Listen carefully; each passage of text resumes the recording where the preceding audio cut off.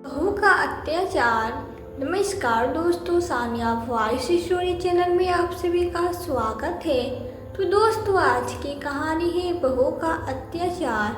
बहू ऐसा मत करो, मेरा दम घुट जाएगा, मैं मर जाऊंगा। दरवाज़ा खोलो बहू, मुझे इस अंधेरे में डर लग रहा है। नारायण जी अंदर से गिड़गिड़ाते हुए बोले जा रहे थे। नारायण जी खिड़की के पास खड़े होकर आने जाने वाले हर किसी से हाथ जोड़कर बोल रहे थे, कोई तो मेरी मदद कर दो। ओ बेटा, मुझे बचा लो, मुझे बचा लो बेटा। जो कोई भी नारायण जी को ऐसे देखता सबका कलेजा फटकर बाहर आ जाता, पर किसी में भी इतनी हिम्मत न थी कि कोई उनकी बहू के खिलाफ जा सके।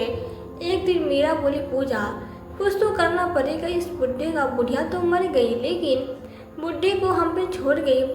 पूजा की जेठानी मीरा ने कहा तो पूजा बोली, हाँ दी, सारा दिन हम पे नज़र रखता है, किटी पार्टी होती है तो इसको खाना पीना बुरा लगता है।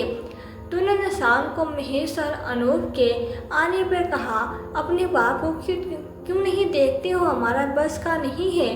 अब महेश ने अपनी पत्नी मीरा से कहा, अरे तो काम करवा लिया करो, सारा दिन बिस्तर ही तो तोड़ते हैं, इनकी दवाइयाँ मंगाते रहो। महेश खर्च की तो बात कर रहा था और अनूप भी उलझन में था कि कैसे पिता से पीछा छुड़ाया जाए। 1.5 साल पहले पत्नी गुजरी तो बेटों के रंग भी बदल गए। बेचारे नारायण जी कितने समय से बड़े बिजनेस के मालिक हुआ करते थे और समय के साथ बिजनेस बेटों के हाथ में आ गया था। बेटों ने बिजनेस में जाते काफ़ी लोगों से ऑफिस छुड़वा दिया था, क्योंकि बेटों का काम करने का तरीका उन्हें पसंद नहीं था। बेटों के व्यवहार के कारण बिजनेस में घाटा होने लगा और जैसे तैसे ही काम चल रहा था। अब नारायण जी से कोई सलाह भी नहीं लेता और ना ही ऑफिस में आने दिया जाता था। घर में पड़े पड़े नारायण जी अकेले रहने लगे थे और बीमार हो गए। उनकी दवाइयाँ भी बेटों पे बोझ लगने लगी थी और उनके खाने पीने का ध्यान रखना दोनों बहुओं को बोझ लगने लगता था। मीरा हमेशा नारायण जी को सुनाती रहती, ऐसे दिन भर बिस्तर पे पड़ा रहता है, बुढ़ाया नहीं कि कुछ घर का काम कर दे, जाने इस शरीर का क्या करेगा, बड़े बड़े खाता है, शर्म नहीं आती इसको। बहू की बातें सुनकर नारायण जी खून के आंसू पीकर रह जाते। एक दिन नारायण जी ने कहा, मैंने इसको पाल कर इतना बड़ा इसलिए नहीं किया था कि मेरी 2 रोटी भी भारी पड़े। आज तक इतना कामयाब तो क्या इतने खाने का भी हक नहीं रखता। मेरा पूजा यह सब सुनकर दिल मिला गई और नारायण जी को उठाकर बिस्तर पे से नीचे धक्का दे दिया। बुढ़े तू कितना बेशरम है, अपने ही बच्चों पे दोष दिखाता है। यह कहते हुए मीरा अपने गुस्से पे काबू रखना छोड़ उन्हें पीटने लगी। पूजा ने भी परिस्थिति का फायदा उठाकर उन्हें खूब मारा, दर्द से बिलबिलाया। नारायण जी दोनों से कहते रहे कि छोड़ दो, मगर दोनों पर कोई असर न हुआ। आए दिन का होने लगा था, अंदर कमरे में बंद कर दो, इन्हें जरा जरा सी बात पर पीट कर सुख का अनुभव करते और खाने के नाम पे उन्हें हिस्से में बासी खाना ही आता। नहीं तो मेरा नारायण जी को लालची इंसान कहकर बहुत मारती थी। कोई घर आता तो नारायण जी से उसे मिलने भी नहीं दिया जाता था और कहा जाता था कि वो सो रहे हैं। दोनों की मनमानी खूब जमकर चल रही थी और दोनों बेटों ने पत्नी को खुलकर कह दिया था कि तुम अपने आप को देख लो कि क्या करना है। बेटे भी नारायण जी को कोई बात नहीं सुनाना चाहते थे और कभी बेटों से कहा भी तो कह दिया करते थे कि आप घर में शांति नहीं रह सकते, तो जो मिल रहा है उसे खाकर चुप रहो। इतना बुरा बर्ताव होने के बाद भी वह और किसी से अपना दुख नहीं कर सकती थी, क्योंकि घर से बाहर निकलने भी नहीं दिया जाता था। उधर बहू अपनी सास के जेवर पहनकर दोनों इतराती फिरती थी और नारायण जी के लिए घर में सूखी रोटी तक न थी। आज बहुत तेज ठंड लग रही थी, इसलिए नारायण जी बाहर धूप में चले गए और पड़ोसी ने देखकर आवाज़ दे दी, अरे नारायण जी बड़े दिन बाद दिखाई दिए, कमज़ोर हो गए हो, खाया पिया करो। इस बात को सुनकर उनकी आंखें भर आई और वह उनसे नजरें चुराने लगे। पड़ोसी ने करीब आकर कहा, नारायण जी मुझे आपकी हालत ठीक नहीं लगती, आप कहो तो मैं महेश और अनूप से बात करो। ऐसा सुनकर नारायण जी ने मना कर दिया, लेकिन यह सब अंदर से बाहर आ रही मीरा ने सुन लिया। जिसे देखकर नारायण जी कांप गए, क्योंकि वो जानते थे कि अब अंदर ले जाकर उनका बुरा हाल किया जाएगा। मीरा ने आकर धीरे से कहा, आप अंदर चलो। और यह सुनकर नारायण जी को अंदर जाना पड़ा। अंदर जाते ही मीरा ने जोर से चिल्लाना शुरू कर दिया, क्यों रे बुढ़े, बड़ी शिकायत करने की आग है तुझ में। वो पुरुष ही क्या कर लेगा हमारा, उसे शिकायत करता है हमारा। ऐसा कहकर मीरा का गुस्सा सातवें आसमान में पहुंच गया और उसने ताव में आकर एक डंडा उठाया और उन्हें पीट डाला। मीरा ने सारा गुस्सा उन पर उतार डाला। सामने खड़ी पूजा देख रही थी और उसमें भी मीरा को भड़काकर इस आग में घी का काम कर दिया। बेचारे नारायण जी बहुओं के आगे किरकिराते रह गए, पर दोनों को उन पर बिल्कुल दया नहीं आई। रात के समय मीरा ने महेश के आगे ही जोर जोर से शिकायत कर डाली, जिससे आधी रात छूट थी। अनूप ने अपने पिता को उसी समय घर से धक्का दे दिया। नारायण जी ने बहुत प्रार्थना की, मगर बेटों ने पिता के कपड़े उतार कर घर से बाहर फेंक दिया। नारायण जी ने अपना सामान एक थैले में भर लिया और रोते हुए निकल पड़े। अपने घर से निकलते हुए दिल भर आया था, आत्मा को दर्द हो रहा था, मगर औलाद इतनी बेरहम निकलेगी वो कहाँ जानते थे। वो घर से दूर जा चुके थे और कहाँ गए थे वो या कोई नहीं जानता था। किसी ने उन्हें ढूंढा तक नहीं और अपने जीवन में मस्त हो गए। एक दिन अखबार पढ़ते हुए अनूप ने महेश से कहा, अरे भैया यह देखो अखबार में क्या छपा है।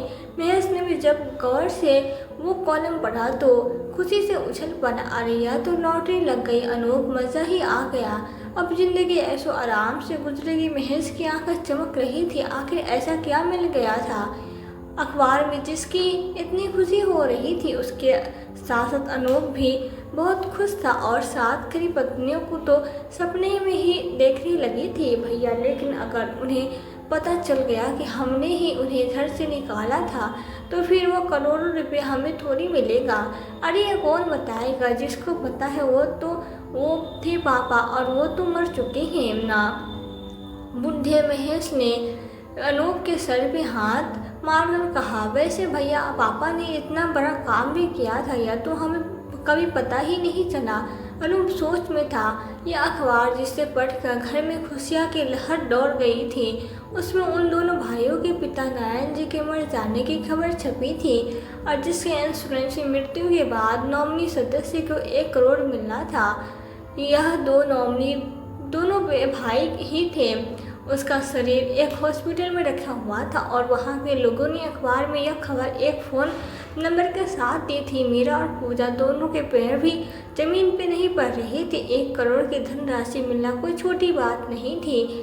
इस 1 करोड़ के आने का इंतजार बेसब्री से हो रहा था, लेकिन 1 करोड़ पाने की यह सब फॉर्मेलिटी पूरी करने के लिए टाइम लगना था। और दोनों ने हॉस्पिटल फ़ोन कर खुद को अपने बेटे होने की जानकारी दी थी और अपने पहचान पत्र लेकर घर से निकल पड़े थे। हॉस्पिटल शहर के दूसरे छोर पे था तो पहुंचने में 2 घंटे का समय लग गया, लेकिन वहां जाकर दोनों हैरान रह गए। महेश ने कहा, अनूप यह अखबार की कटिंग तो देख जरा, यह एड्रेस यहीं की है ना, हॉस्पिटल तो नहीं लग रहा है। अनूप ने जल्दी से जेब में वो अखबार की कटिंग निकाली और देखकर कहने लगा, भैया लगता है यही है, कोई बात नहीं, पूछ लेता है। आसपास गुजरते लोगों ने से दोनों ने पूछा तो पता चला कि यही जगह है, मगर यहाँ तो हॉस्पिटल बताया गया था। तभी मीरा ने कहा, अरे इधर लाश घर होगा ना, पहचान करवाने बुलवाया होगा। सबको मीरा की बात सही लगी। सबने आगे बढ़कर एक वार्ड बॉय जैसे दिखने वाले लड़के से कहा, भाई इधर एक डेड बॉडी की पहचान करने को बुलाया था, किधर जाना है? उसने तबाक से कहा, साहब उसको फ़ोन कर लो ना। महेश को ध्यान आया कि उस पर तो फ़ोन नंबर भी है, तो तुरंत फ़ोन लगा दिया गया है। महेश ने कहा, हेलो जी, अखबार में यह डेड बॉडी की पहचान के लिए जो बता दिया था, हम उनके बेटे हैं, बाहर खड़े हैं, बताइए कहाँ आना है। उधर से बोल रहे व्यक्ति ने तुरंत उन्हें अंदर आने को कहा और अंदर आकर एक व्यक्ति उनके पास आ गया। इधर से चलिए। इसके पीछे पीछे चलते चारों बेसमेंट में पहुंच चुके थे। इसके पीछे पीछे चलते हुए चारों खुशी से पागल हुए जा रहे थे। दोनों की पत्नियां बार बार एक दूसरे की तरफ देखती और मुस्कुराने लगती। एक कमरे का दरवाजा खुला और सामने अलग स्ट्रेचर पे सफेद कपड़ों में लेटे हुए कई लोग थे, जिसमें से एक ही पहचान करनी थी। सबकी सब लाशें थी। पहले तो मीरा और पूजा अंदर जाते हुए घबरा गई। इस व्यक्ति ने कहा कि सोच लीजिए, लोग सो रहे हैं, तुमका डर कुछ कम हो गया। फिर उसने 2-3 बॉडी के पैर में बंधा नाम का टैग चेक किया और एक पर रुक गया। उसने उसके चेहरे पर से कोड़ा हटाया तो बेटे ने एकदम से कहा कि हाँ, यही तो पापा है, और सब के सब दहाड़ी मार कर रोने लगे। बहुए ऐसे रोने की जैसे वही सबका सहारा था।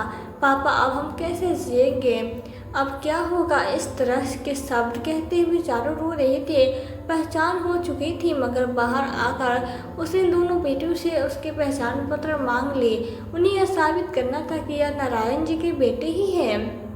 उन्होंने अपने पहचान पत्र दिया और उनके बाद उनसे जाने को कह दिया। उसने कहा क्या अब उन्हें फ़ोन पर बताया जाएगा, क्योंकि सब पूरा होने में टाइम लगेगा और उसके बाद ही डेड बॉडी अंतिम संस्कार के लिए सौंपी जाएगी। अब चारों के पास घर लौटने के सिवा कोई रास्ता नहीं था। चारों घर लौट आए और अमित की नज़र अपने फ़ोन पर टिक गई। इस फ़ोन के आने का सभी बेसब्री से इंतज़ार कर रहे थे, लेकिन पूरा दिन गुजर गया और अगले दिन सुबह तक भी कोई फ़ोन नहीं आया। तो महेश ने अपनी पत्नी मीरा से कहा, यार ये फ़ोन ही नहीं आ रहा है, जाने कब फ़ोन करेंगे, हमारे पेपर्स भी रख लिए हैं, डेड बॉडी दे देते तो आधा काम तो हो जाता और पैसा मिलना भी तय हो जाता, लेकिन यहाँ तो कोई खबर ही नहीं है। अनु भी बार बार फ़ोन कॉल के बारे में पूछता रहा, लेकिन उत्तर में निराशा ही हाथ लगी। यह दिन भी बीत गया और तीसरे दिन ही सुबह सुबह अचानक फ़ोन की घंटी बजी और फ़ोन उठाते ही किसी की आवाज़ आई, हमें यह घर बेचा गया है और आपको यह घर जल्दी से जल्दी खाली करना पड़ेगा। सबके सब सुनकर हैरान हुए कि यह कैसे हो गया। सब इस समय सोकर ही उठे थे और ऐसी खबर मिली कि, लेकिन समझ में नहीं आ रहा था कि जब पापा है ही नहीं तो मकान बेचने का अधिकार किसे मिल गया। पापा तो डेड बॉडी के रूप में वहाँ लाश घर में पड़े हुए हैं। दोनों भाई एक दूसरे से बात कर रहे थे, मगर कोई हल नहीं निकला था। मीरा बोली, अरे उस आदमी को फ़ोन करो जिससे वहाँ मिले थे, उसको बोलो कि जल्दी से जल्दी डेड बॉडी दे दे। महेश ने उसकी बात सुनकर फ़ोन लगाया तो फ़ोन पर नंबर ही गलत बताया गया। हैरत की बात थी कि इसी नंबर पे एक दिन पहले बात हुई थी और अब नंबर गलत हो गया था। अनूप ने कहा, भैया यह क्या हो रहा है, कुछ गड़बड़ है। भैया, महेश ने कहा, अनूप कोई हमें परेशान करना चाहता है, इसलिए डरिए मत। मीरा बोली, अरे यह बाद में सोचना, पहले 1 करोड़ लेने का सोचो। सब चुपचाप बैठे इसी बारे में सोच रहे थे कि महेश का फ़ोन फिर से बजने लगा और किसी अनजान नंबर को देखकर उसके अनूप का चेहरा देखते हुए कॉल रिसीव करके कहा, हेलो, कहिए कौन बोल रहा है। उधर से फिर से वही आवाज़ आई और उस व्यक्ति ने सबको उसी जगह बुला लिया, जिसे सुनकर सबके चेहरे पे राहत भरी मुस्कान काबिल हो गई और सब जल्दी जल्दी निकलने की तैयारी करने लगी। सबके सब एक साथ वहाँ पहुँचे और वहीं व्यक्ति उन्हें वहाँ खड़ा मिल गया, जिसके साथ वो लोग फिर से उसी बेसमेंट में चले गए। उस कमरे के सामने पहुँचते सबके नारायण जी की बॉडी थे, सब उसके अंदर चले गए। इस बार चारों व्यक्ति थे। शायद पैसे मिलने की खुशी ने इस डर को भगा दिया था। उसने फिर से लाश के पास जाकर कहा, देख लीजिए एक बार और। यह कहकर उसने फिर से लाश के मुंह पर से कपड़ा हटा दिया। सबने फिर से पहचान कर ली।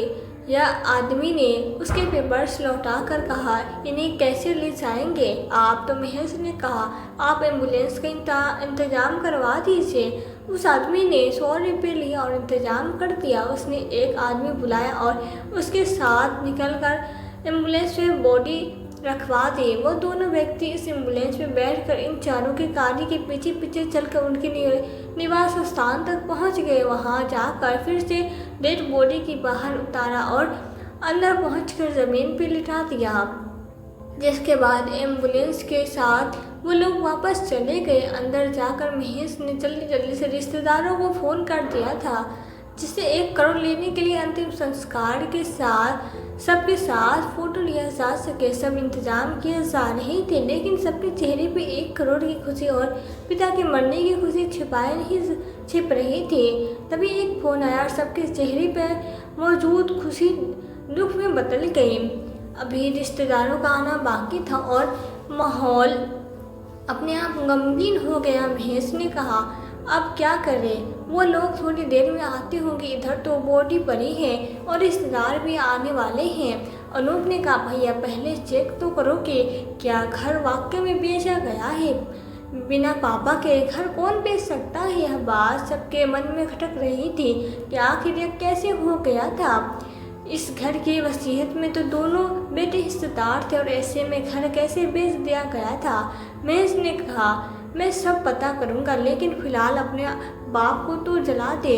रिश्तेदार आने लगे थे और घर में जगह खत्म होती जा रही थी, मगर महेश की नज़र बार बार दरवाजे पे जा रही थी। उधर मीरा और पूजा ने झूठ का रोने का माहौल बना दिया था, जिसे औरतें दिलासा दे रही थी। तभी कुछ आदमी अंदर आए और आकर कहा, अनूप और महेश कौन है? उससे बात करनी है। दोनों भाई उठ खड़े हुए और रिश्तेदार उनकी तरफ देखने लगे। उन आदमियों ने कहा, आपको यह घर खाली करना पड़ेगा। देखिए, यह रहे कागजात। पेपर देखकर महेश हैरान हो गया और बोला, लेकिन पापा की तो डेड बॉडी हो गई है और इनके बिना तो यह सब नहीं हो सकता और साइन हमारे भी होने थे। उन्होंने कहा, इन्होंने ही किया है और आप सबके साइन भी है। महेश और अनूप ने कागजों पर अपने साइन देखो तो दिल धक से रह गया। जाने क्या हो रहा था। मीरा और पूजा रोना छोड़कर उसके करीब आ खड़ी हुई थी। वो कहने लगी, पापा जी तो मर चुके हैं, देखिए वो रही बॉडी। यह साइन फिर किसने किया? तभी पीछे से आवाज़ आई। मैंने उस आवाज़ को सुनकर सबके होश उड़ गए। चारों के चारों तरफ देखा तो कुछ समझ में नहीं आया। महेश बोला, यह पापा की आवाज़ थी, पर बूढ़े की आवाज़ कैसे आ रही थी कि कोई जिंदा हूँ मैं? डेड बॉडी अचानक से उठ खड़ी हुई थी। सामने नारायण जी भरी सभा में आंखें खोलकर ताबूत खोलकर उठ बैठे थे। ताबूत में होने के कारण किसी ने उन्हें छुआ नहीं था और चेहरे ढके होने के कारण किसी ने उन्हें सांस लेते भी नहीं देखा था। पहले तो लोग डर गए, लेकिन जब उन्होंने कहा कि आप लोग डरियो मत, मैं सच में जिंदा हूँ, देख रहा था कि मेरे बच्चे लालच में क्या क्या कर सकते हैं। मेरी बॉडी को सड़क पे पड़ी होती आज अगर इन्हें 1 करोड़ के इंश्योरेंस का पता न चलता। सब हैरान थे और मेरा और पूजा तुरंत नवजीत जी के पास जाकर उनके पैर पकड़ ली। अरे पापा जी, अच्छा हुआ, ठीक है, हमें तो पता नहीं चला कि अब जिंदा है। देखिए यह लोग क्या कह रहे हैं कि आपने घर बेच दिया है। महेश और अनूप के मुंह से एक शब्द भी नहीं निकल पाया था और जैसे सब समझ में आ गया था कि यह सब उसके पापा ने क्यों किया है। नारायण जी ने कहा, अब मेरे पैर पकड़ती हो और मुझे घर में गंदे इल्ज़ाम लगाकर निकाला भी तुमने ही था। दोनों की नज़रिया सुनते ही ज़मीन में गिर गई और रिश्तेदार हैरान रह गए। महेश ने जैसे ही आगे बढ़कर कहा, पापा ऐसा तो नहीं था। यह सुनकर नारायण जी चीख उठे, खबरदार जो एक भी झूठ बोला, कह दो कि तुम मेरी बॉडी इंश्योरेंस के लालच में नहीं उठाकर लाए, इसके गवाह है मेरे पास। तभी सामने से बढ़िया सूट वूट पहने वही वार्ड बॉय खड़े हुए, जिन्हें देखकर अनूप और महेश की आंखें फट गई। एक दिन पहले तक तो यह सामान्य आदमी लग रहे थे, अब इनके शरीर पे इतने महंगे कपड़े कैसे? नवजीत जी ने कहा, हैरान हो गए इन्हें देखकर। यह कोई वार्ड बॉय नहीं है, लेकिन बल्कि यह मेरे ऑफिस में काम करने वाले लोग हैं। महेश के मुंह से निकल पड़ा, आपका ऑफिस? नारायण जी जोर से हंसे। वहाँ मौजूद हर एक इंसान हो रही थी इस ड्रामे की सच्चाई जानना चाहते थे। नारायण जी अपनी कार में गए तो जो बाहर दरवाजे तक आकर खड़े हो गए थे। जैसे ही वो कार से कपड़े बदल कर आए, सबकी आंखें चौंधिया गई थी। थोड़ी देर पहले बेचारी सी शक्ल पर नारायण जी कोई बड़े बिजनेसमैन नजर आ रहे थे और जिसका व्यक्तित्व इस महंगे सूट बूट में देखते ही बन रहा था। नारायण जी ने सबके सामने वही सारा एक एक वाक्य कह सुनाया जिसे अब तक कोई नहीं जानता था। बीच बीच में बार बार आकर दोनों बेटे माफ़ी मांगते, लेकिन नारायण जी का मैनेजर उन्हें दूर ही रोक देता। मीरा बार बार इशारा करती कि रोको अपने बाप को, लेकिन आज नारायण जी रुकने वाले न थे और उन्होंने अपने ऊपर बीती सारी कहानी जग जाहिर कर दी। लोगों ने भरे घर में आपस में बातें होने लगी थी और अब सरेआम अपमान उनके बेटे और बहू से सहा नहीं जा रहा था। वक्त की नज़ाकत को देखकर उन्हें बस माफ़ी मांगना ही सही लग रहा था, जो वो कभी कर नहीं सकते।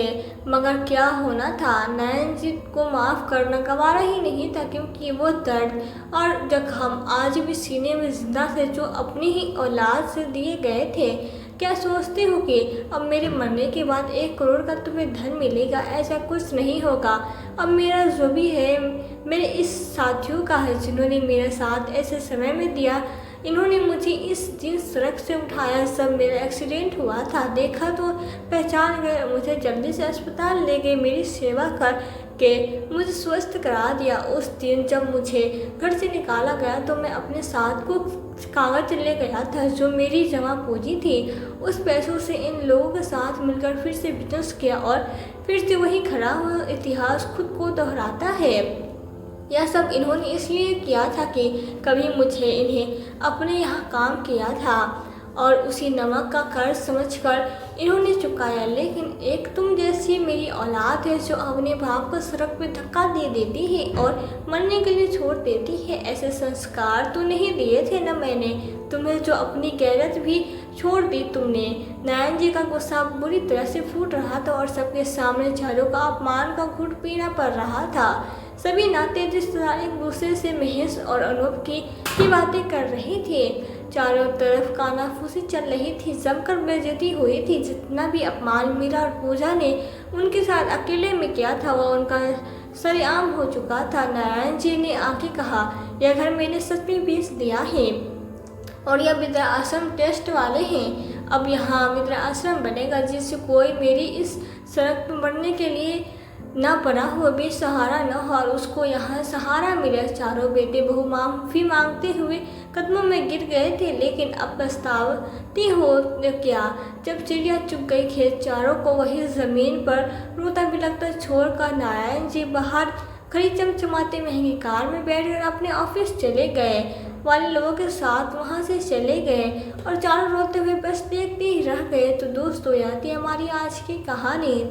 आज की कहानी आपको कैसी लगी हमें कमेंट बॉक्स में कमेंट करके ज़रूर बताएं। यदि वीडियो आपको अच्छी लगी हो तो वीडियो को लाइक और शेयर करके चैनल पर यदि नए हो तो चैनल को सब्सक्राइब जरूर कर दें। साथ ही बेल आइकन को प्रेस कर दें ताकि आने वाली वीडियोस की नोटिफिकेशन आपको मिलती रहे। तो आज के लिए बस इतना है। मिलती हूँ आपसे एक नई वीडियो में एक नई कहानी के साथ। कहानी में अंत तक बने रहने के लिए आपका दिल से बहुत बहुत धन्यवाद।